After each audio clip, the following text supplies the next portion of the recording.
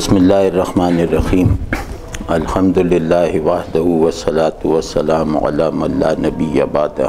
آج سے ہم فرید الدین عطار کی جو شورۂ آفاق مثنوی ہے منطق الطیر، جس کے دو ترجمے انگریزی میں بھی ہیں، برڈس پارلیمنٹ کے نام سے اور کانفرنس آف دی برڈس کے نام سے، اور اس مثنوی اس کتاب کا تعلق دنیا کی جو بڑی نظمیں لکھنے کی روایت ہے ان عظیم ترین نظموں میں سے ایک ہے، اور آج کل تو خیر اس کا بہت زیادہ دور آیا ہوا ہے۔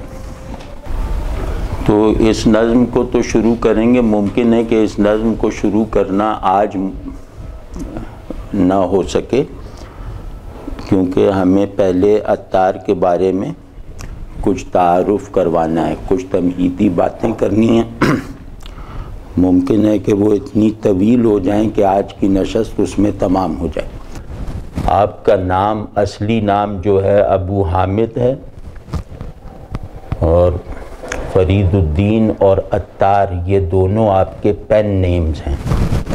اصل نام ابو حامد ہے، اور آپ کے والد تھے ابو بکر ابراہیم، جو خود بھی ایک درویش اور ایک بڑے عالم تھے۔ تو فرید الدین عطار صاحب کی جو بایوگرافیکل تفصیلات ہیں وہ بہت تھوڑی سی ہیں،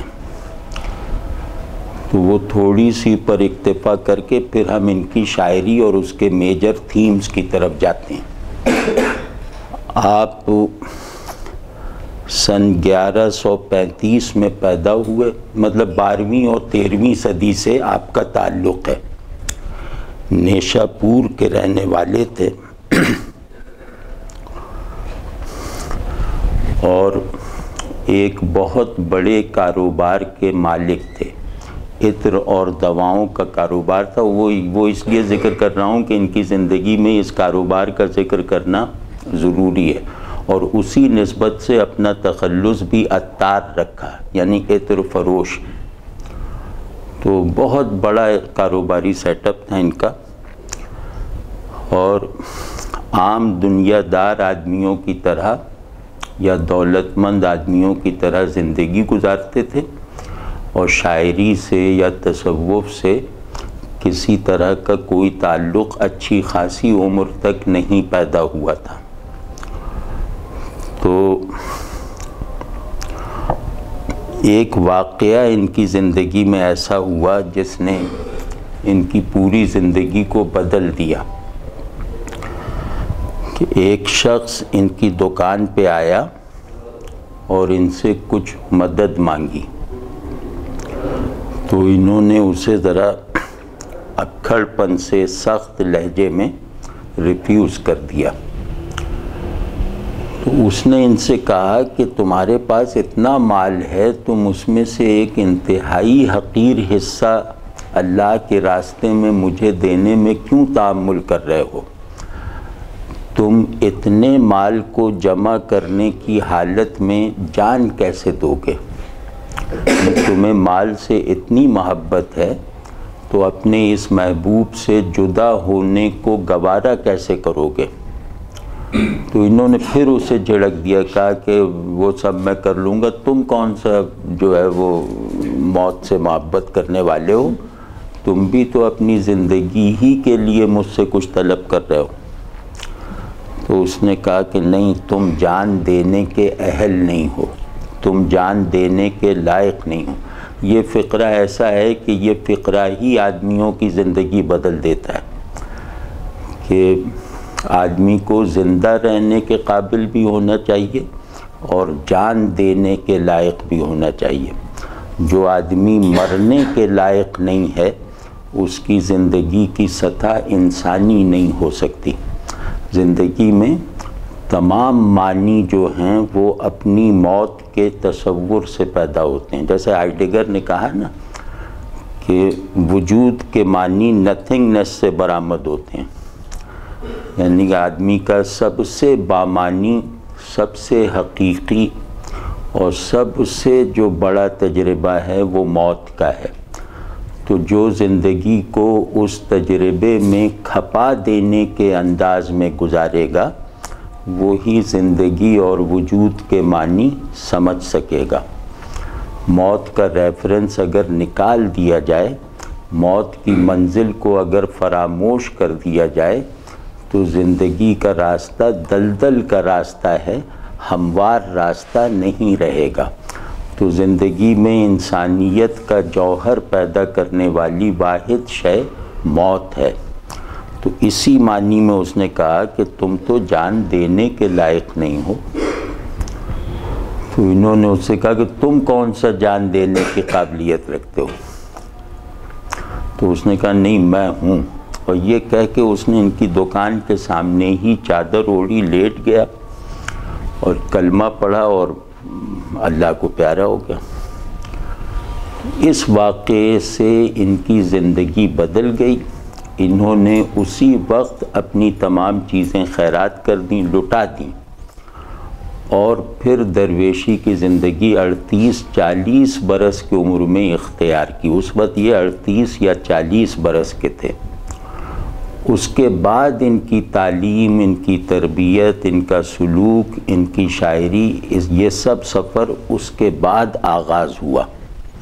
تو اس کے بعد خیر یہ سیاحت پہ نکل گئے، کچھ تنہائی اختیار کی، بغداد چلے گئے، اور بغداد جا کر یہ ایک بہت بڑی شخصیت کے مرید ہوئے۔ وہ شخصیت ہیں مجد الدین، شیخ مجد الدین بغدادی۔ یہ حضرت شیخ نجم الدین کبریٰ رحمۃ اللہ علیہ کے خلیفہ تھے۔ نجم الدین کبریٰ رحمۃ اللہ علیہ سلاسل کے تصوف میں امام کی حیثیت رکھتے ہیں، مطلب ان سے کبراویہ سلسلہ شروع ہوا ہے۔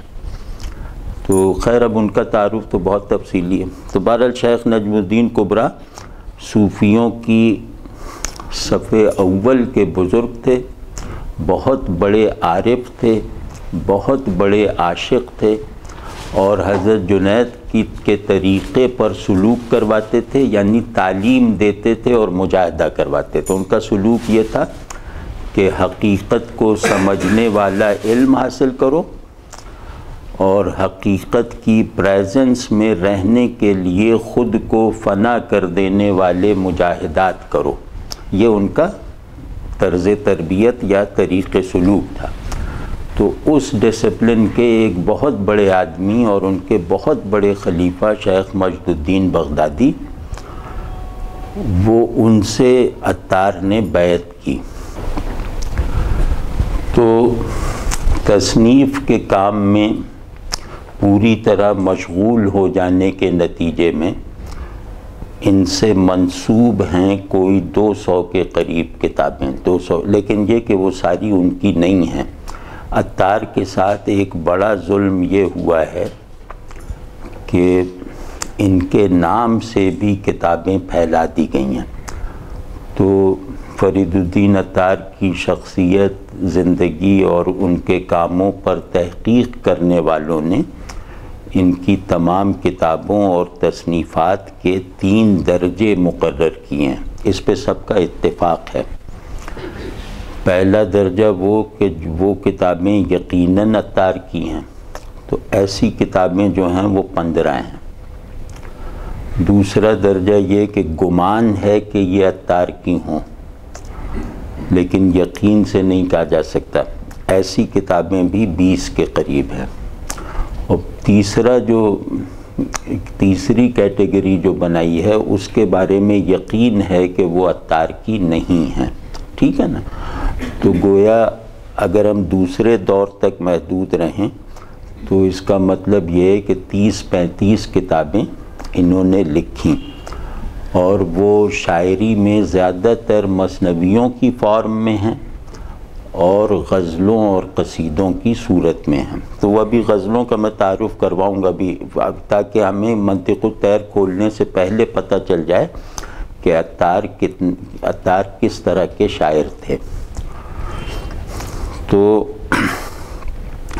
یہ پھر 1122 میں فوت ہوئے، 1122 ہاں 1221 میں فوت ہو گئے، اور ان کی ایک اور کتاب نثر میں واحد کتاب ہے جو تصوف میں سب سے زیادہ پڑھی جانے والی کتابوں میں سے ایک ہے، اس کا نام ہے تذکرۃ الاولیاء۔ وہ نثر میں ان کی واحد کتاب ہے، لیکن اس کتاب کے ساتھ بھی معاملات ایسے ہوئے کہ اس میں بھی بہت کچھ الحاقات ہیں، ٹھیک ہے نا۔ تو اب بہرحال اس کا ایڈیشن جو ہے وہ جو تاجکستان سے چھپا ہے اس کے بارے میں کہا جاتا ہے کہ وہ مستند ہے، اور وہ ہمارے ہاتھ میں جو تذکرۃ الاولیاء ہے اس کا آدھا ہے۔ تو ایک یہ بات ہو گئی، دوسرا ان کا صوفیانہ ذوق بھی سمجھ لینا چاہیے۔ یہ حضرت بایزید بستامی رحمۃ اللہ علیہ اور حسین بن منصور حلاج سے بہت زیادہ تین شخصیتوں سے، صوفیہ میں تین شخصیتوں کا اثر عطار پر بہت زیادہ ہے۔ ایک حضرت بایزید بستامی، دوسرے حسین بن منصور حلاج، اور ان دونوں سے بڑھ کر بی بی رابعہ بصریہ۔ بلکہ بی بی رابعہ کے بارے میں جو تعارف کا کام ہے وہ عطار ہی نے کیا ہے۔ بی بی رابعہ بصری کا تعارف مکمل نہ ہوتا اگر عطار اس طرف متوجہ نہ ہوتے۔ تو ان تین شخصیتوں، یہ تین شخصیتیں جو ہیں یہ تین مزاج ہیں، تین ڈسپلنز ہیں، تین سکولز ہیں تصوف کے۔ تو ان تینوں کے ساتھ بہت کریٹیو اور بہت گہرا تعلق عطار کا تھا، اور یہ تعلق ان کی شاعری میں بھی نظر آتا ہے۔ ان کے شعر میں جو معنی آفرینی یعنی معنی جنریٹ کرنے کا نظام ہے وہ صاف طور پہ محسوس ہوتا ہے کہ حسین بن منصور حلاج سے مماثلت اور مناسبت رکھتا ہے، مشابہت رکھتا ہے۔ تو وہ ہم ابھی دیکھیں گے انشاءاللہ۔ تو ان تین شخصیتوں سے بہرحال انہیں بہت شدید پھیلی ہوئی اور گہرائی کے ساتھ نسبت تھی، لیکن چونکہ انہوں نے اپنے سلسلے میں شیخ کا کردار ادا نہیں کیا اپنے پیر صاحب کی نصیحت کے مطابق، تو لہٰذا ان کا نام کسی سلسلے کے شجرے میں تو نہیں آتا، لیکن ان کا فیضان تقریباً تمام سلاسل میں نظر آتا ہے شیخ عطار کا۔ تو اب ان کی شاعری کے بارے میں کچھ باتیں عرض کرنی ہیں جو اصل باتیں ہیں، یہ تو ان کی سوانحی باتیں ہیں۔ فارسی میں ایک روایت ہے جسے کہا جاتا ہے شعر حکمت کی روایت۔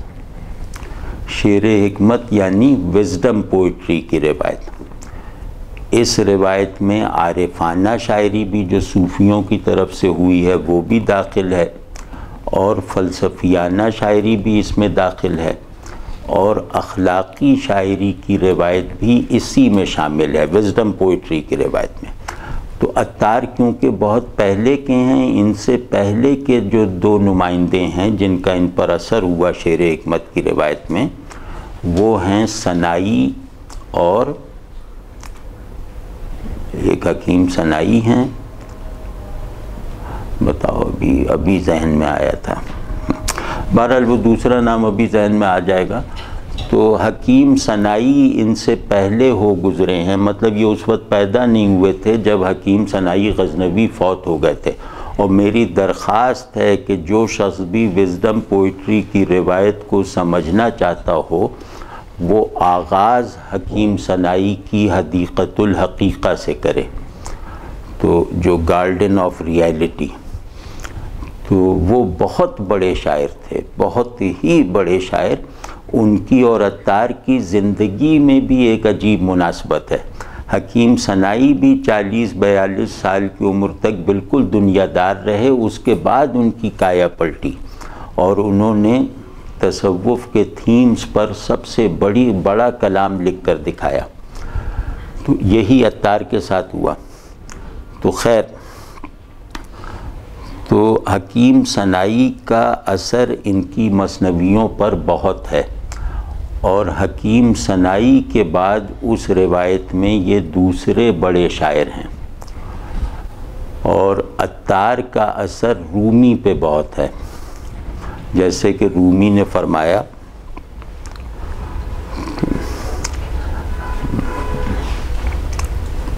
عطار روح بود و سنائی دو چشم ماں، کہ عطار روح ہیں اور سنائی ہماری دو آنکھیں ہیں، ماں از پے سنائیو عطار آمدیم، ہم جو ہیں وہ عطار اور سنائی کے پیچھے چلتے ہوئے آئے ہیں۔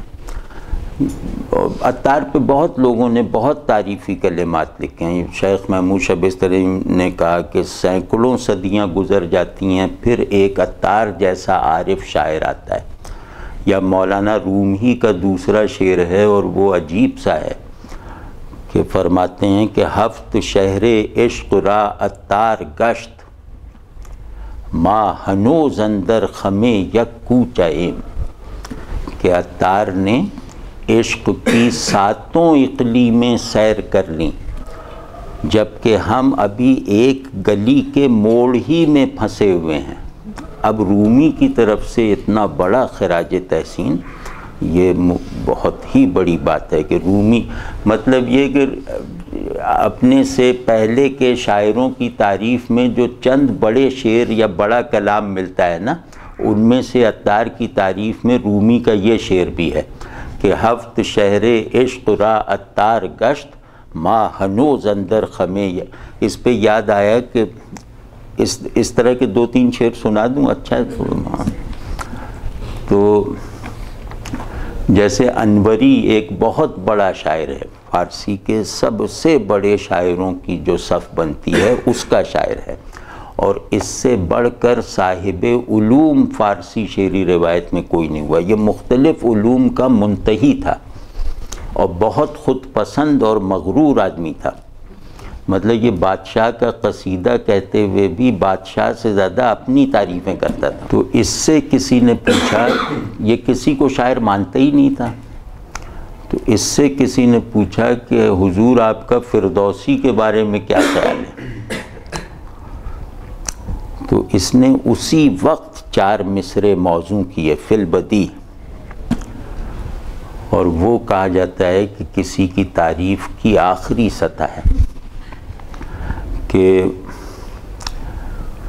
آفرین بر روان فردوسی، کہ فردوسی کی روح پر رحمت ہو، آن ہمایوں نژاد فرخندہ، وہ جو اپنی بناوٹ میں بہت بڑا ہے، جو بہت مبارک ہے اپنی بناوٹ میں، اپنے نسب میں، اور جو بہت کامیاب ہے، جس کے اندر فلاورنگ کا عمل، کریٹو فلاورنگ کا عمل مکمل ہو گیا۔ فرخندہ کا یہ مطلب ہوتا ہے کہ جس کے اندر نمو پانے کا عمل مکمل ہو جائے۔ او نہ استاد بود و ما شاگرد، ایسا نہیں ہے کہ وہ استاد تھا اور ہم اس کے شاگرد ہیں۔ اب یہ انوری کہہ رہا ہے جو امرؤ القیس کو کہتا تھا کہ اسے عربی نہیں آتی، آپ سمجھ، یہ ایسا خود پسند آدمی کہہ رہا ہے کہ او نہ استاد بود و ما شاگرد، ایسا نہیں ہے کہ وہ استاد تھا اور ہم اس کے شاگرد ہیں۔ او خدا وند بود و ما بندہ، وہ خدا وند تھا اور ہم اس کے بندے، لیکن اس سے گھبرانا چاہیے، خدا وند کا مطلب ہے آقا، ٹھیک ہے نا، وہ آقا ہے اور ہم اس کے غلام ہیں۔ تو یا اسی طرح مولانا روم نے شمس تبریز کی مدح میں کہا کہ شمس تبریز بنور تو در اجزائے وجود، کہ اے شمس تبریز، یہاں شمس تبریز دونوں معنوں میں استعمال ہوا ہے، شمس تبریزی کے معنی میں بھی اور ایک اسم صفت کے طور پر بھی، یعنی حرارت اور روشنی پھیلانے والا سورج۔ تو شمس تبریز بنور تو در اجزائے وجود، کہ شمس تبریز تیرے نور کی قسم ہے کہ وجود کے تمام اجزاء میں ہمہ در عشق تو مومند اگر فولادند، وجود کا ذرہ ذرہ تیرے عشق میں موم ہے، چاہے وہ فولاد کا بنا ہوا ہی کیوں نہ ہو. ٹھیک ہے نا. تو اسی طرح جیسے امیر خسرو نے حضرت محبوب الہی کے بارے میں ایک مصرے میں جو کہہ دیا وہ شاید لوگ پورے قصیدوں میں نہ کہہ سکیں کہ نظام الدین اولیاء جگ اجیارو. یہ مصرع اتنا بڑا ہے کہ آدمی جگ تو بعد میں روشن ہوتا ہے، آدمی کا باطن پہلے روشن ہو جاتا ہے اس مصرے سے کہ نظام الدین اولیاء دنیا کو روشن کر دو. کتنا سادہ ہے لیکن اتنا بڑا ہے کہ اس کی سادگی جو ہے وہ معنی کو اس کی کمپلیکسٹی سے آزاد کروا دیتی ہے. یہ سادگی اس طرح کی ہے، یعنی پیچھے رہ جانے والی سادگی، عامیانہ سادگی نہیں ہے، بلکہ یہ معنی کے پورے جھرمٹ کو کرسٹلائز کر کے اسے ایک وحدت فراہم کرنے والی سادگی ہے. اس وحدت میں احساسات کی بھی انتہا ہے، تخیل کا بھی آخر آ گیا ہے. ٹھیک ہے. تو اس طرح سے کچھ اور شعر بھی ہیں جس میں لوگوں نے تعریف کو گویا قانون قدرت بنا دیا ہے. تو اسی طرح کا یہ شعر ہے مولانا کا عطار کے لیے. تو سنائی کے ہاں مزاج عارفانہ ہے اور اس میں مجذوبیت کی کوئی رو نہیں ہے. سنائی جو تھے وہ بہت زیادہ ڈسپلنڈ آدمی تھے اور وہ عرفان کو بھی جذبات کی سطح سے بلند ہو کر بیان کرتے تھے. یعنی ان کے نزدیک حقیقت ایک ڈسکورس ہے، کوئی پیشن یا حال نہیں ہے. یہ بہت بڑا عطیہ ہے سنائی کا کہ بعض لوگ جو حقیقت سے حسی تعلق کے واہمے میں مبتلا ہو کر خود کو واصل باللہ کہہ کے بال بڑھا کے اور پیچھے قطب عالم لکھوا کے بیٹھ جاتے ہیں، سنائی نے اس پوری روش کو روک دیا. سنائی نے کہا کہ حقیقت ایک ڈسکورس ہے، ایک میٹا نیریٹو ہے. حقیقت کوئی طبیعت میں پیدا ہو جانے والا ابھار نہیں ہے. حق اگر اپنی ٹرانسینڈنس کے ساتھ مجھ سے متعلق نہیں ہے تو وہ حق نہیں ہے. تو سنائی کی شاعری حق کی ٹرانسینڈنس پہ اس طرح فوکس کرتی ہے کہ اس میں پیشن کا ایلیمنٹ کم ہے اور بات بننے کا، بات کہنے کا یا ایک فلسفیانہ سا ڈسکورس بنانے کا پہلو غالب ہے. جیسے ان کا تبرک کے طور پہ ایک شعر سناتا ہوں کہ اب عشق پہ کلام کر رہے ہیں. آپ دیکھیے عشق پہ کلام کر رہے ہیں اور پیشن لیس ہو کے کر رہے ہیں کہ از در نفس تا بکعبہ دل، از در نفس تا بکعبہ دل، عاشقاں را ہزارو یک منزل. تو سمجھ میں تو آ ہی گیا ہوگا نا. یہ تو اردوئی کی طرح ہے کہ نفس کے دروازے سے لے کر کعبہ دل تک ایک سفر ہے، ایک فاصلہ ہے. تو اس میں عاشقوں کے 1001 منازل، مقامات اور پڑاؤ ہیں. یعنی نفس سے قلب تک سلوک کی 1001 منزلیں ہیں اور یہ انہوں نے حدیقۃ الحقیقہ میں گنوائی ہیں. تو یوں کہنا چاہیے کہ سنائی روایتی معنوں میں انٹلیکچول زیادہ ہیں. ان کی بات سمجھنی پڑتی ہے، ان کی بات کھٹ سے محسوس نہیں ہوتی بلکہ سمجھنی پڑتی ہے. اور جو شخص بھی نفس کی پیورٹی کو تک پہنچنا چاہے گا نا، جب تک اس کا ذہن حالت مجاہدہ میں نہیں ہوگا تزکیے کا عمل پورا نہیں ہو سکتا. تو نفس نام ہے طبیعت اور ذہن کا، ان دونوں کو ملا لیں تو اس کو نفس کہتے ہیں. اسی کو پاک کرنا ہے، اسی کو سنوارنا ہے. تو سنائی اس میں امام ہیں ذہن کی پیوریفیکیشن کے. وہ اپنے قاری کے ذہن کو حق کی طرف یکسو کر کے حالت مجاہدہ میں ڈال دیتے ہیں. یہ ان کا کام ہے. عطار کے یہاں ایک چیز ایڈ کر گئی ہے. عطار نے سنائی کی روایت میں ایک ایلیمنٹ کا اضافہ کیا ہے، وہ ہے پیشن کا. یعنی ثنائی جیسی عارفانہ بلندیاں بھی ہیں ان کے یہاں، جس کو سمجھنے کے لیے ذہن پہ بہت زور دینا پڑتا ہے۔ اگر آپ ہماری روایت کا سمبلزم نہیں جانتے تو عطار کو سمجھنے کی کوشش کا آغاز بھی نہیں کر سکتے۔ تو دوسری طرف اس میں جذب بہت ہے، مطلب ان کے تھیمز عارفانہ ہیں اور ان تھیمز کی تاثیر کا نظام عاشقانہ ہے۔ تو عطار نے پہلی مرتبہ آ کے عرفان اور عشق کو کے درمیان فاصلے کو ختم یا کم کیا، اور یہ فاصلہ رومی کے یہاں جا کر بالکل نابود اور ناپید اور غائب ہو گیا۔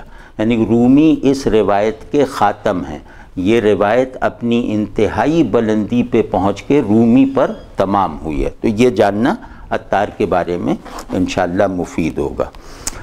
دوسرا یہ کہ یہ ان کا دیوان ہے، عطار کا دیوان ہے۔ اس دیوان میں زیادہ تر غزلیں ہیں اور کچھ قصائد ہیں۔ قصائد بادشاہوں یا حکمرانوں کے نہیں، توحید پر ہیں، نعتیہ قصائد ہیں، صوفیانہ قصائد ہیں۔ تو میں یہ چاہ رہا تھا کہ کچھ شعر آپ ان کے ذرا سا سن لیں، تو ہم آج ہی پھر منطق الطیر شروع کر دیں گے، تو تاکہ ان کے مزاج کا اندازہ ہو جائے آپ کو۔ اچھا یہ بھائی عرض کر دوں کہ یہ منطق الطیر بہت مشکل کتاب ہے، ابھی منطق الطیر کا بھی تھوڑا سا تعارف کرواتے ہیں، تو اس کی مشکلات کے لیے تیار ہو کے بیٹھیے گا۔ اس دیوان کی پہلی ہی غزل ہے، چون نیست ہیچ مردے در عشق یار مارا،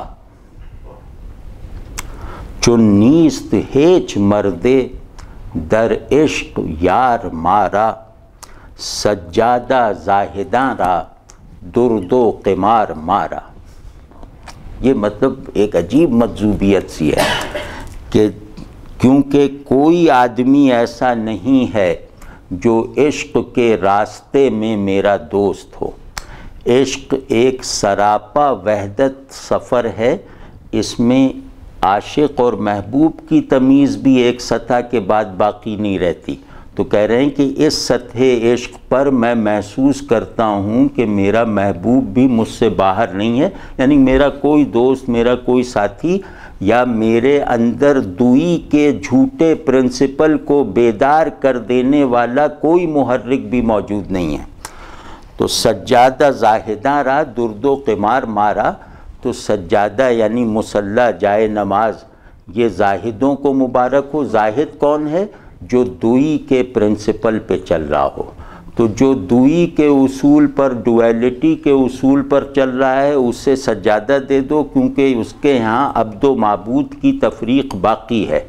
اور مجھے تو شراب کی تلچھٹ اور بازی کھیلنے والی شطرنج دے دو، یا تاش دے دو، یا شطرنج دے دو، ہمیں وہ دے دو۔ یعنی دوئی کے پرنسپل سے الگ رکھ کر ہمیں درد کہتے ہیں، شراب کے پیالے میں جو تلچھٹ رہ جاتی ہے باقی، اسے درد کہتے ہیں۔ تو کہہ رہے ہیں کہ مجھے تو وہ درد دے دو جو دوست کی پریزنس میں رکھتی ہے اپنے آپ کو فنا کر کے، مجھے اس جوئے بازی میں لگا دو جس کو کھیلنے سے پہلے ہی آدمی کو خود کو ہارنا پڑتا ہے، ٹھیک ہے، جس پہ پہلا داؤ لگانے کے لیے خود کو پیش کر کے ہار جانا پڑتا ہے۔ تو یہ خیر ابھی ترجمے ہی کی حد تک کر لیتے ہیں، ورنہ اس کی شرح نہ کرنی پڑے کہ جائے کہ جانے مرداں باشد چگوئے گرداں۔ یہ تصویر دیکھیے کیسی ہولناک بن رہی ہے کہ جائے کہ جائے مرداں باشد چگوئے گرداں، ای نست جائے مرداں با آنچ کار مارا۔ کہ ہم جس جگہ ہیں وہ جوان مردوں کی جگہ ہے، وہاں پہ مردوں کی روحیں عاشقوں کے سر، وہ جو پولو والی گیند ہوتی ہے نا، اس گیند کی طرح ادھر ادھر ہوتے پھر رہے ہیں، محبوب انہیں ہٹ کر رہا ہے میدان فنا میں۔ تو یہ ہے مردوں کی جگہ، یہ ہے عاشقوں کا مقام، میرا مصلے پر کیا کام ہے؟ ٹھیک ہے جی۔ درماش مخلصاں را، دردش شکستگاں را۔ واہ واہ واہ۔ اس مضمون پہ عطار کا ایک شعر ہے، میں بھول نہ جاؤں، اس میں زیادہ مکمل اور زیادہ واضح کر کے کہا ہے کہ کفر کافر راو دین دیندار را، کہ کفر کافر کو مبارک ہو، دین دینداروں کو مبارک ہو۔ ذرے درد دلت عطار را، تو ذرے دردت دل عطار را، مجھے تو بس تو اپنے درد کا ایک ذرہ دے دے، باقی چیزیں دوسروں کو دے۔ تو یہاں فرما رہے ہیں درماش مخلصاں را، دردش شکستگاں را، کہ جو عشق میں خود کو توڑ پھوڑ چکے ہیں انہیں عشق کا درد یعنی عشق کو محسوس کر لینے کی قوت ملتی ہے۔ درد کسے کہتے ہیں تصوف کی اصطلاح میں؟ درد عشق جب وجود بن جائے تو وہ درد ہے، عشق جب شعور بن جائے تو وہ ہجر و وصال ہے، لیکن وجود بن جائے تو وہ درد ہے۔ تو کہہ رہے ہیں کہ عاشقوں کو تیرا درد نصیب ہوا، مخلصوں کو اس درد کا درما نصیب ہوا۔ عاشق اگر تیرے عشق میں درد کے تجربے سے گزرنے کی حالت میں تیری طرف یکسو رہا خود سے خالی ہو کر، تو یہی درد اس کا درما بن جاتا ہے۔ اور شادیش مصلحاں را، غم یادگار مارا، اور جو لوگ اپنی اصلاح کر کے کامیابیاں حاصل کرتے ہیں، جو نیکی کے عمل کے ذریعے سے اپنی مراد کو پہنچتے ہیں، ان کو اپنی کامیابی کی خوشیاں مبارک، کیونکہ وہ خوشی بھی تو نے دے رکھی ہے، لیکن ہمارے لیے یہ غم کافی ہے جو تیرے درد عشق سے ہمارا مستقل حال بن گیا ہے۔ تو خیر اب یار یہ بہت ہیں، وہ اگر کہیں تو ابھی اصل میں یہ کیا کہنا، دو شعر اور سن لیں۔ عطار غزل کے بھی بڑے شاعر ہیں، مثنوی کے بھی بڑے شاعر ہیں۔ اور بھائی تھوڑی دیر میرا یہ اناڑی پن معاف کیجیے گا، یہ تو جیسے کلاس ایسی بن گئی ہے نا، اس میں بولنے کا مجھے تجربہ نہیں ہے، تو ہم تو گر سیر نشد ترا دل از ما، یک لحظہ مباش غافل از ما، کہ اگر تیرا دل ہم سے بھر نہ گیا ہو۔ اب ایک کتنی انسانیت ہے اس میں، اس مطالبے میں، کہ اگر تیرا دل ہم سے بھر نہ گیا ہو تو ایک پل کے لیے بھی ہم سے بے خبر نہ رہنا، کیونکہ اگر ایک پل کے لیے بھی ہم سے بے خبر ہو گئے نا، تو اس کا مطلب ہے کہ اس پل میں تم نے اپنے دل کو ہم سے خالی کر لیا۔ دل جس سے بھر جاتا ہے نا، تو دل کا ایک ٹائم اینڈ سپیس الگ ہوتا ہے، اس میں پھر کوئی انقطاع نہیں ہے، اس میں کوئی وقفہ نہیں ہوتا۔ تو یہ کہہ رہے ہیں کہ اگر تیرا دل ہم سے بھر نہ گیا ہو تو ہم سے پل بھر کو بھی غافل نہ رہنا۔ اب یہ شعر دیکھیے، یہ شعر ایسا ہے کہ فرض کیا یہ بیکٹ سن لینا تو وجد میں آ جائے۔ سیموئل بیکٹ کو جانتے ہیں نا، تو وہ کیا کہنے ہیں، کیا نو می گرداں بخون دیدہ، نو می گرداں بخون دیدہ، ہر روز ہزار منزل ازما۔ یہ بہت بڑا شعر ہے کہ روزانہ ہزاروں منزلوں کو ہمارے خون دل سے رنگین کرتے رہنا، ہمارے خون دل سے روزانہ ان کو نئے سے نیا بناتے رہنا، یعنی ہمارے باطن میں، ہمارے دل میں جو تیرے ہجر کی ایک آگ جل رہی ہے، وہ آگ ایسی ہے کہ اس کو میرے اور اپنے درمیان آنے والی ہر منزل میں روشنی اور حرارت پیدا کرنے کا ذریعہ بنا دینا، میرے ہجر کو بھی رائیگاں نہ جانے دینا۔ خیر یہ بہت سے ہیں. تو ان کی غزلوں میں دو چیزیں بہت بنیادی ہیں. ایک تو وہ کہ تھیمیٹک ہوتی ہیں، ایک تھیم ہوتا ہے اور مسلسل غزل ہوتی ہے. تو مضمون میں ان کی غزلوں میں تسلسل ہوتا ہے، کیفیات میں تنوع ہوتا ہے. کیفیات ایک سے ایک آتی رہتی ہیں لیکن مضمون ایک جیسا رہتا ہے. اور اس میں آپ سمجھے یہ بڑے صوفیوں کا ایک طریقہ ہے کہ تصور ایک ہو، احوال کثیر ہوں. جس کے تصور کثیر ہے وہ غلط ہے، جس کے احوال کثیر نہیں ہیں وہ اپنے تصور کے ساتھ مخلص نہیں ہے. ٹھیک ہے نا. اور دوسرے یہ رومی سے پہلے کے ہیں لیکن ان کی زبان رومی سے زیادہ صاف ہے. اس کا ایک سبب تو شاید یہ کہ یہ ایرانی ماحول میں رہے، رومی فارسی ماحول میں نہیں رہے. پیدا افغانستان میں ہوئے، بڑے بڑے ترک ماحول میں. تو ان کی زبان اور صنائی کی زبان بھی بہت سلیس اور اس میں قدامت پرانا پن نہیں ہے. اچھا وہ تو میں نے بتایا نہیں. عطار کی جو مستند تصنیفات ہیں، الہی نامہ ہے، پند نامہ ہے، خسرو نامہ ہے، مصیبت نامہ ہے، ایک جوہرۃ القلب ہے، جوہر القلب ہے، اور اس طرح کئی ہیں، مثنویاں ہیں. اور وہ سب جو ہیں وہ عرفانی اور اخلاقی ہیں. تو عرفانی اور اخلاقی کا فرق تو انشاءاللہ سب پہ واضح ہوگا. اچھا ہمارے جو استاد تھے نا، ہمارے استاد پوچھتے تھے کہ یہ تو سب کو معلوم ہوگا، تو جو کوئی کہتا تھا ہاں تو وہ اس سے پوچھتے تھے بتاؤ.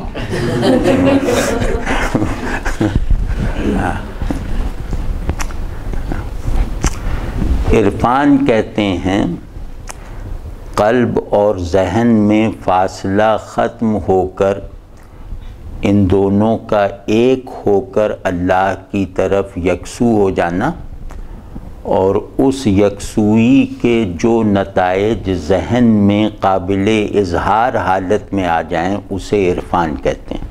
ٹھیک ہے نا، واضح. اخلاق کہتے ہیں نفس کے بلڈنگ بلاکس کو. اپنی اوریجنل تعریف میں اخلاق وہ اینٹیں ہیں جن سے نفس کی عمارت بنتی ہے، اور اصطلاح میں اخلاق کہتے ہیں نفس کے پاک ہو جانے کے احوال کو. ٹھیک ہے، یہ فرق ہے ان میں. تو اخلاق میں آدمی اپنی طرف متوجہ رہتا ہے، عرفان میں آدمی حق کی طرف یکسو رہتا ہے، اور ان دونوں کے نتائج آگے جا کے ایک ہو جاتے ہیں. واضح ہے نا، یہ ہے فرق اس میں. ہاں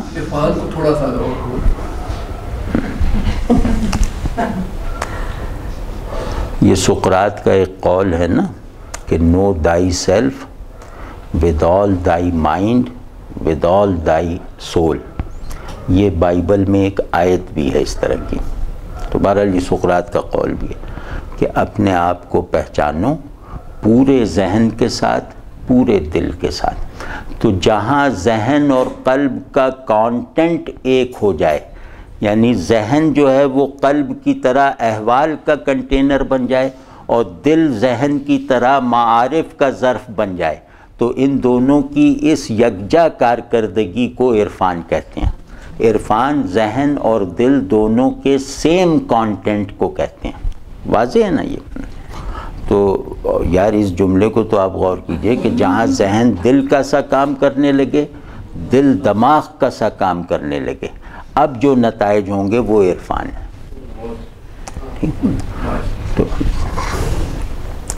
تو ہاں، منطق الطیر جو ہے وہ عطار کی سب سے مشہور مثنوی ہے، اور جیسا کہ میں نے اس کے تعارف میں عرض کیا کہ یہ دنیا کی تمام روایتوں میں جو بڑی نظمیں ہیں ان کو اگر منتخب کیا جائے تو ان میں منطق الطیر ضرور آئے گی. مطلب یہ اس درجے کی نظم ہے. منطق الطیر ایک سمبلزم پر کھڑی ہوئی ہے. جیسے کہ ہمیں معلوم ہے کہ سیل جو ہے وہ ہائٹ آف ایکسپریشن اور ہائٹ آف پرسیپشن کو ایک کر دیتا ہے. یعنی ادراک اپنی انتہا پہ پہنچ جائے، اظہار اپنی انتہا پہ پہنچ جائے، یہ دونوں مل کے جب کوئی چیز پروڈیوس کریں گے یا جس چیز پر بھی فوکس کریں گے وہ سمبل ہوگا. سمبل آپ سمجھیں، سمبل اس کھڑکی کو کہتے ہیں جس میں سے آپ کو حقیقت بے پردہ نظر آئے. ٹھیک ہے نا؟ تو اس میں کھڑکی کے ہونے کا بھی انکار نہ کرو، اور اس کھڑکی سے ادھر جو حقیقت کے مناظر نظر آ رہے ہیں ان کو پرسیو کرو. ٹھیک ہے نا؟ تو سمبل اس لسانیات میں سمبل اس لفظ کو کہتے ہیں جو دو معنی رکھتا ہو. لسانیات میں ایک معنی وہ خود ایک کیریکٹر ہے، جیسے پیڑ کو میں نے سمبل بنایا تو پیڑ کے دو معنی ہیں. ایک معنی تو وہ پیڑ خود ہے، اور دوسرے معنی جو بھی میں اس سے مراد لے رہا ہوں. ٹھیک ہے نا؟ یعنی پیڑ کے معنی رحمت خداوندی ہیں فرض کیا، تو پیڑ گویا رحمت خداوندی کا سمبل ہے، اپنے معنوی وجود کا انکار کروائے بغیر، اپنی معنوی حیثیت کو منہا کیے بغیر. تو سمبل گویا ایک دو طرح کے تیر کا نشان ہے، ایک آسمان کی طرف جا رہا ہے اور دوسرا اس لفظ کے جو امیجیٹ کیریکٹر ہے اس کی طرف جا رہا ہے. تو سمبل مینیفیسٹیشن کے علم کو بھی مکمل کر دیتا ہے، ایسنس کی معرفت کو بھی تکمیل تک پہنچاتا ہے. تو مینیفیسٹڈ اور ایسنس کے درمیان نسبت جس لفظ میں بیان ہو جائے وہ سمبل ہے. یا یوں کہہ لیں کہ صورت اور حقیقت کے درمیان حقیقت کے غلبے اور صورت کے اقرار کے ساتھ اگر نسبت پیدا ہو کر ادراک میں آ جائے تو وہ لفظ سمبل ہے. واضح ہے نا؟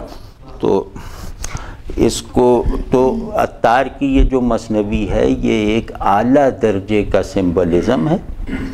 اور سمبل کی جیسے ایک دوسری تعریف ہوتی ہے نا کہ سمبل اپنی ہائیسٹ فارم میں ایک ایسا سائن یا ایک ایسا لفظ ہے جس میں شعور کی کائنات اور وجود کی ساری دنیا سما جائے.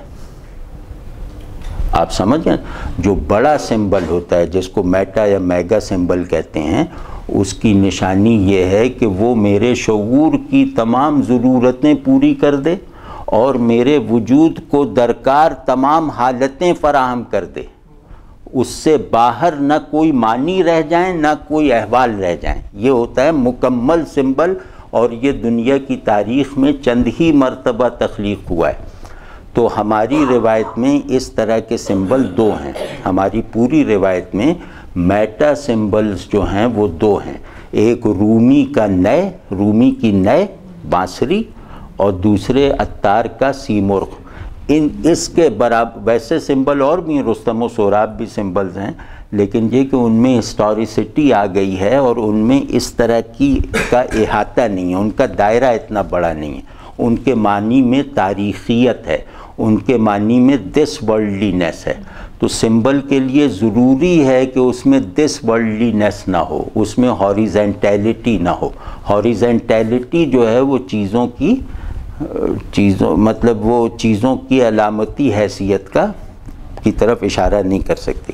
تو خیر، تو ہمارے یہاں جو دو بڑے سمبل ہیں، نئے کو آپ اگر مثنوی میں دیکھیں تو اس میں خدا، انسان، کائنات سب آ گئی. تو اسی طرح کا پہلا سمبل ہے سیمرغ. سیمرغ عطار کی ایجاد نہیں ہے. سیمرغ یوں کہہ لیں کہ پہلوی مائتھالوجی کا ایک کیریکٹر ہے. یہ ایک پرندہ ہے جس کا ایک پر مشرق تک ہے، دوسرا مغرب تک ہے. مطلب یہ پر پھیلا لے ایرانی وہ پہلوی مائتھالوجی میں، تو یہ اس کے دونوں پر مشرق اور مغرب کو ٹچ کرنے لگتے ہیں. تو اور یہ پرندہ جو ہے وہ ایک ایسے پہاڑ پر رہتا ہے جو پہاڑ دنیا میں ہے لیکن لوگوں سے اوجھل ہے. بس یہ اس کی روایتی وہ تعریف ہے. اس نے عطار نے آ کر اس کو علامت بنا دیا. وہاں آئیکن تھا، یہاں اس نے علامت بنا دیا. اور یہ علامت ہے ٹرانسینڈنٹ ریئلٹی کی. یہ علامت ہے آل ٹرانسینڈنس آف دی ریئل کی. یہ آپ ٹرانسینڈنس سمجھ رہے ہیں نا؟ ٹرانسینڈنس وہ ہے جس کا اقرار کرنا غلط نہیں لگتا لیکن جس پہ دلیل لانا ممکن نہ ہو، جس کو دیکھنا ممکن نہ ہو لیکن اس کو نہ دیکھنا بھی آپ کی تسکین اس طرح کر دے جیسے آپ نے اسے دیکھ لیا. ٹھیک ہے نا؟ تو اور یہ یاد رکھنے والی بات ہے کہ حقیقت کو نہ دیکھ سکنا زیادہ تسکین کرتا ہے حقیقت کا فرضی بحروب بنا لینے کے مقابلے میں، کیونکہ آدمی کے اندر ایک عجیب صلاحیت نادید ہے، یعنی نہ دیکھنے سے مطمئن رہنے والی ایک آنکھ ہے اس کے اندر. وہ آنکھ جب کھل جاتی ہے تو نہ دیکھنا زیادہ فلفلنگ ہو جاتا ہے دیکھنے کے مقابلے میں. واضح ہے نا یار؟ اس پہ آپ نئی ایک شعر سنا دیتا ہوں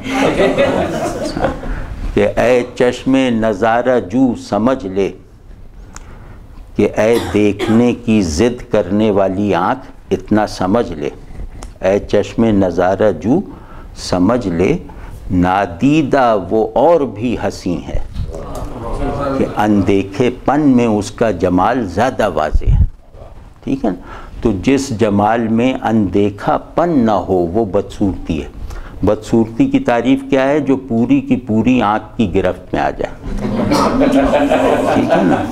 اور خوبصورتی کہتے ہیں جس کا اندیکھا پن اس کے دکھائی دینے کی حالتوں پر غالب رہے، یعنی آپ اس کو دیکھ دیکھ کے اسے نہ دیکھنے کے فریضے کو ادا کرتے رہیں، آپ اسے دیکھ دیکھ کر اسے نہ دیکھنے کے احوال سے گزرتے رہیں. ٹھیک ہے نا؟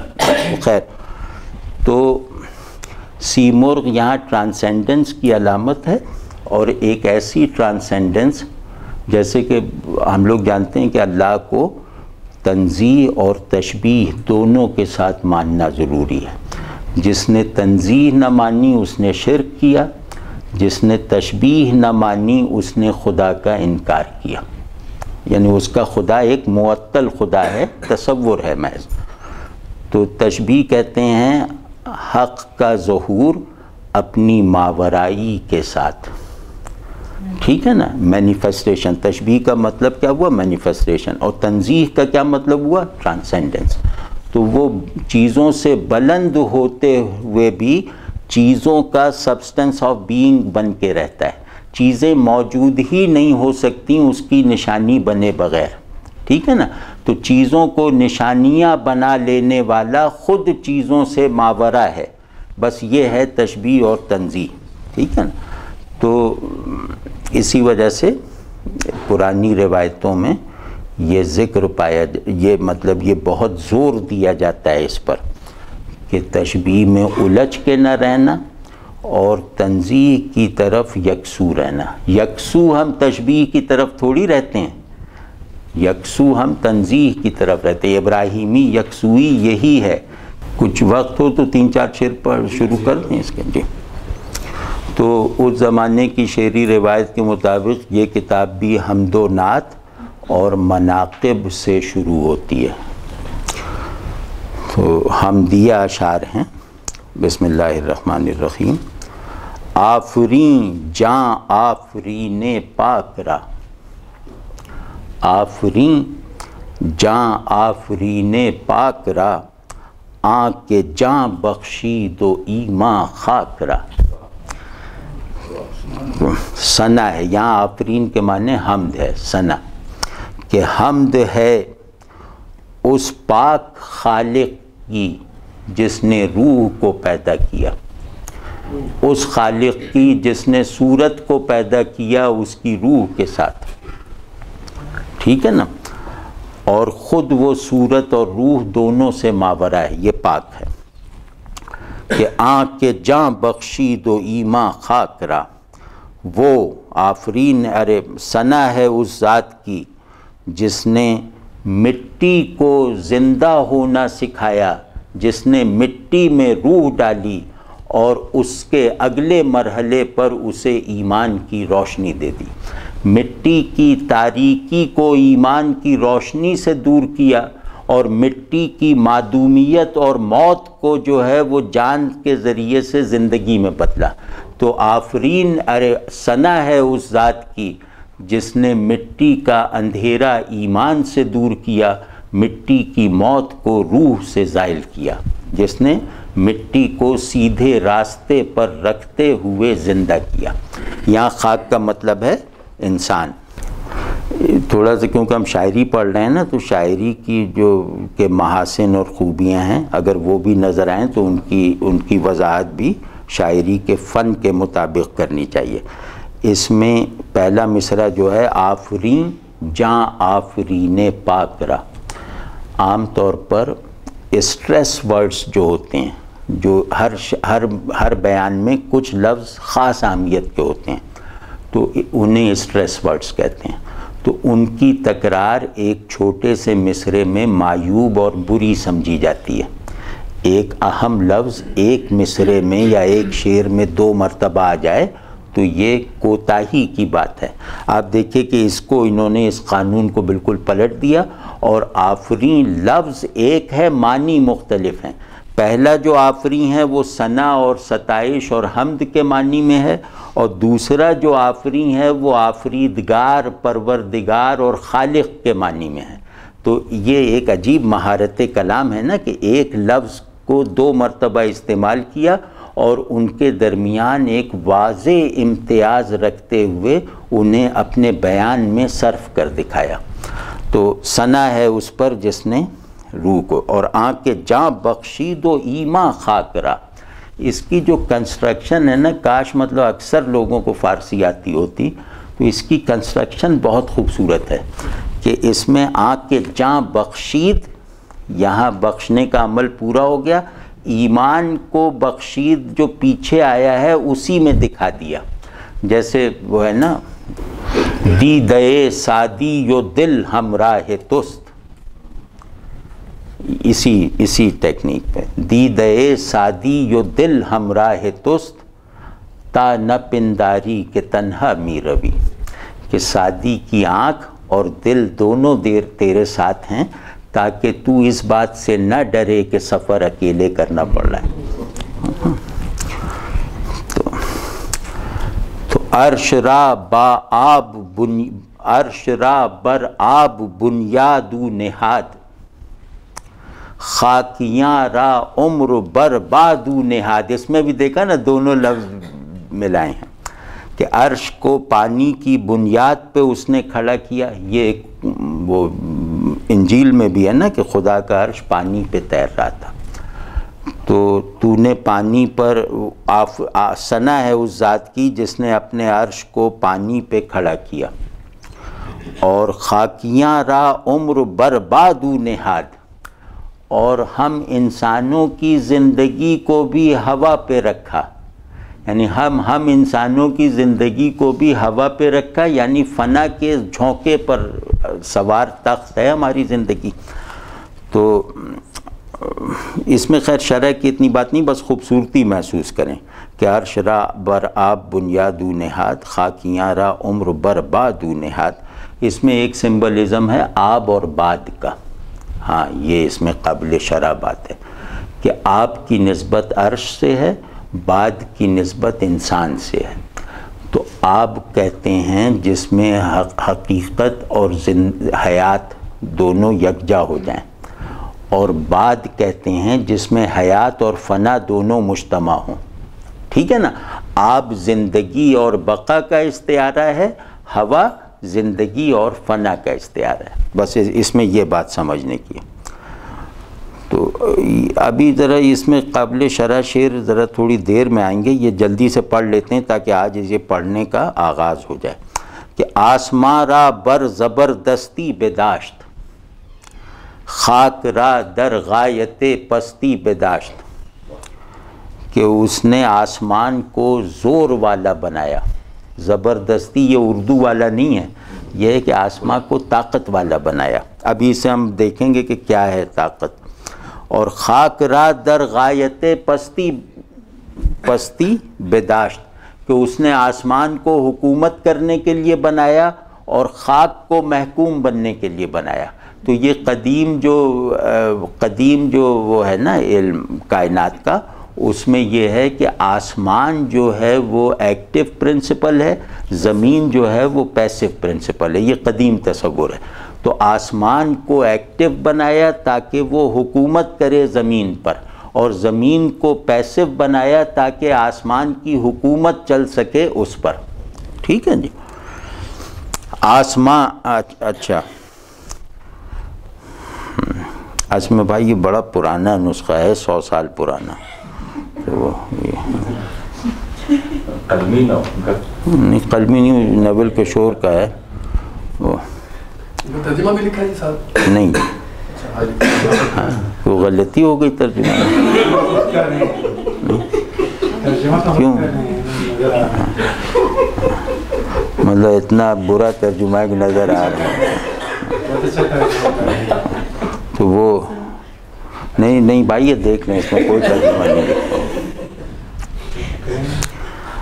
یکے را جنبش مادام داد، اس نے ایک کو ہمیشہ جاری رہنے والی موومنٹ بخشی، اور وہاں دیگر را دائمن آرام داد، اور دوسری کو ساکن رکھا، یعنی غیر متحرک رکھا. یہ پرانا تصور ہے نا کہ آسمان کی گردش سے زمین پر موجودات پیدا اور مرتے رہتے ہیں اور حالات بنتے اور بگڑتے رہتے ہیں. اس پر سودا کا شعر بہت زبردست ہے ماشاءاللہ، کہ دنیا تمام گردش افلاک سے بنی، دنیا تمام گردش افلاک سے بنی، ماٹی ہزار رنگ کی اس چاک سے بنی. تو کہتے ہیں کہ اس ذات نے آسمان کو ایک ابدی حرکت دی اور زمین کو ہمیشہ کا سکون دیا کہ ساکن رہے. اور یہ بات تمام پرانی روایتوں میں ہے. کہیں ین اور یانگ ہے، کہیں فعل و انفعال ہے، کہیں کچھ ہے، کہیں کچھ ہے، کہیں ناموس اور خاک ہے، کہ آسمان مؤثر ہے، ایفیکٹو ہے، پرنسپل آف ایکٹیویٹی ہے، اور زمین جو ہے وہ پیسیو ہے. یہ تمام پرانی روایتوں کا مسلمہ ہے. تو آسمان چوں خیمہ برپائے کرد، بے ستوں کردو باوجش جائے کرد.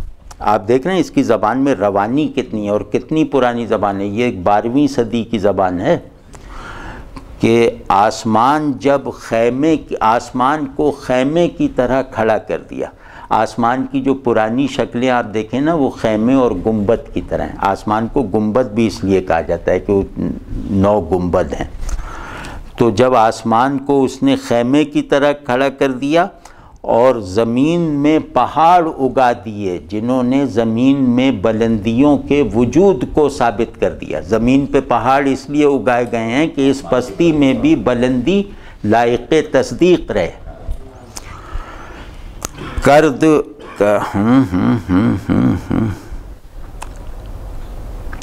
کرد در 6 روز 7 انجم پدید. یہ گنتی کتنی خوبصورت ہے کہ اس نے 6 دن میں 7 ستارے پیدا کر دی. گنتی پر فردوسی کا شعر سنیے، یہ 7 اور 8 پہ. دنیا میں اتنی بڑی تشبیہ کہیں بھی نہیں ملے گی. یہ چیلنج ہے کہ ایک بڑا لشکر آ رہا ہے، اب اس کو دکھانا ہے کہ لشکر اتنا بڑا ہے. اس کے لیے ایک شعر اس نے کہا کہ بہت گھوڑے ہیں، بہت سوار ہیں، بہت بڑا لشکر ہے اسفندیار کا. تو اس پہ شعر کہا ہے جو دنیا کی یقیناً سب سے بڑی تشبیہات میں سے ایک ہے. ز سم ستوران کوہسار و دشت، کہ صحرا اور جنگل میں، جنگل اور پہاڑ میں، صحرا اور پہاڑوں میں آگے بڑھتے ہوئے گھوڑوں کی ٹاپوں سے. وہ اتنا بڑا لشکر تھا کہ وہ صحرا کو بھی اس نے چھپا لیا تھا اور پہاڑوں کو بھی ڈھانپ لیا تھا. تو اس لشکر کے گھوڑوں کی ٹاپ سے زمین 6 شد و آسماں 8 گشت، کہ زمین 7 تھی 6 رہ گئی، آسمان 7 تھے 8 ہو گئے. یہ مطلب دنیا اتنی بڑی تشبیہ نہیں ہے. تو کرد در 6 روز 7 انجم پدید، کہ اس نے 6 دنوں میں 7 ستارے پیدا کیے. وزد و حرف امر 9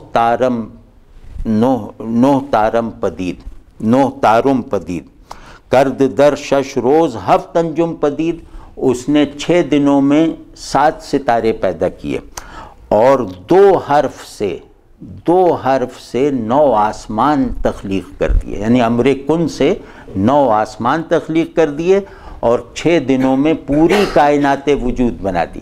انجم کہتے ہیں وجود کے پرنسپل کو. ستارہ وجود کا پرنسپل ہے، تو اس نے وجود کو اس کی تمام فارم اور تمام ریئلٹی کے ساتھ 6 دن میں پیدا کر دیا. بس 3 شعر اور ہیں یہ تاکہ صفحہ پورا ہو جائے. تارم سمجھتے ہیں نا، تارم کسے کہتے ہیں؟ ہاں یہ لفظوں کو بھی تو سمجھیں. تارم اصل میں اس کا اصل تلفظ تارم ہے، لیکن یہاں ضرورت شعری سے انجم کا قافیہ بنانے کے لیے تارم کیا گیا ہے. تارم یا تارم کہتے ہیں خیمے کو، گنبد کو، وہی جو آسمان کی صورت ہے. تو اس نے 2 حرف سے 9 آسمان بنا دیے. 9 آسمان ہم انشاءاللہ آگے چل کے دیکھیں گے، یہ بڑی دلچسپ تفصیل ہے 9 آسمانوں کی. تو دام تن را مختلف احوال کرد، مرغ جاں را خاک در دنبال کرد، کہ اس نے جسم کو جال کی طرح بنایا اور اس جال میں مختلف چیزوں کو پھنسانے کی صلاحیت بخش دی. آپ دیکھیں نا، جسم کا حاصل کبھی ایک نہیں ہوتا. جسم ایک عجیب چیز ہے، یہ کثرت پسند ہے. اس کے دام میں جو چیز بھی آ جاتی ہے یہ اس کی ناقدری کرتا ہے. جسم کا اصول کیا ہے کہ جو چیز حاصل ہو آدمی اس کی ناقدری کرے. ٹھیک ہے نا؟ تو جسم کو اس نے ایک جال کی طرح بنایا تاکہ یہ مختلف پرندوں پر پھینکا جاتا رہے. اور مرغ جاں را خاک در دنبال کرد، اور روح کو ایک پرندے کی طرح بنایا جو مٹی کے پیچھے پیچھے چلی آئے، جس کے ارد گرد مٹی ہے، اس میں وہ پرندہ پرواز کر رہا ہے. ٹھیک ہے نا؟ یہ تصویر کھنچ گئی نا کہ روح مٹی کے جسد میں ہے. روح را در صورت پاکو نمود، ان ہما کارز کفے خاکو نمود، کہ روح را در صورت پاکو نمود، اس نے روح کو بھی ایک صورت دی، لیکن وہ صورت ایسی تھی کہ وہ صورت ظاہری آنکھوں سے دکھنے والی صورت نہیں تھی، وہ صورت معنوی تھی. صورت پاک اسے کہتے ہیں جو مادی نہ ہو، معنوی ہو. تو روح جو ہے وہ قلب کی آنکھ سے تو دیکھی جا سکتی ہے، ظاہری آنکھ سے نہیں دیکھی جا سکتی، اس وجہ سے یہ صورت پاک ہے. تو کہہ رہے ہیں روح را در صورت پاک و نمود، اس نے روح کو ایک ٹرانسینڈیلٹی رکھنے والی فارم میں ظاہر کیا. اور مرغ جاں ان ہما کارس کفے خاک و نمود، اس کا کوئی جواب ہے عظمت انسانی میں اتنا بڑا مصرع شاید ہی ملے کہ ان ہما کارز کفے خاک و نمود، یعنی کہ روح کی پوری چینلائزیشن کرنا، روح کی پوری پرنسپیلائزیشن کرنا، روح کی مینیفیسٹیشن اور ٹرانسینڈنس کا پورا نظام تعمیر کرنا، اور یہ سارے کام اس نے مٹھی بھر مٹی سے بننے والے بت کی دنیا میں کر کے دکھائے ہیں. تو یہ انسان کیا ہے؟ یہ انسان یہ ہے کہ جس میں حق اپنے نظام ظہور و خفا کے ساتھ جو ہے برسر کار ہے. کیا کہیں؟ ان ہما کارس کفے خاک و نمود، کہ یہ تمام معجزاتی کام اس نے مٹھی بھر مٹی سے کروائے ہیں، سے دکھائے ہیں. مہرے انجم ز زریں حق ساخت، با فلک در حق ہر شب مہرہ باخت. تو اس نے کائناتوں کے مہرے کو، سیاروں کو مہروں سے تشبیہ دی، اور شطرنج کے جو مہرے ہوتے ہیں، کہ اس نے ستاروں کے مہروں کو زیورات رکھنے والی ایک چھوٹی سی صندوقچی سے برآمد کیا ہے. اب خوبصورتی دیکھیں کہ اس کے کارخانے تخلیق زیورات رکھنے والی ایک صندوقچی ہے. اس صندوقچی سے نکال کے اس نے یہ ستارے پھیلائے ہیں. یہ ستارے اصل میں جواہرات علم الہیہ ہیں. تو با فلک در حقہ ہر شب مہر باخت، اور آسمان، یہ ستارے ایسے ہیں کہ یہ فلک کے ساتھ روز رات کو کھیلتے رہتے ہیں، روز رات کو ستاروں کی شکل میں فلک شطرنج کی بساط بن جاتا ہے، اس میں ستارے آپس میں کھیلتے رہتے ہیں۔ تو